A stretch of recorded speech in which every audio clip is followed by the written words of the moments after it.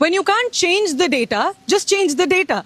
That's the strategy the Delhi government is following to control pollution in the city, it seems. The Delhi government is spraying water outside air quality monitoring stations, hoping that this is going to reduce the AQI readings in the city. We're outside an air quality monitoring station in Delhi's Jahangirpuri, and right outside, a man has been deployed to constantly spray water. Even these water sprinklers have been deployed right outside these air quality monitoring stations to keep spraying water the entire day. People sprinkling this water have told us that this is the first year they've been asked to do this, and they started doing this just 1 month ago when the pollution season started. But unfortunately for the Delhi government and for the people of Delhi, this obviously doesn't reduce pollution even a bit, and I'll show you with data. The average AQI in the national capital currently is 258, but the average AQI in this area where this water is being sprayed, it's 313, which is worse than Delhi's average AQI right now. The most that this water can do is settle the dust around, but even that's not happening in this case because the air quality sensor is actually at the top of this structure and not inside. So if the government was doing this to manipulate AQI data, even that's not happening clearly. All that's happening is wastage of water, fuel, human resources, and at the end of the day,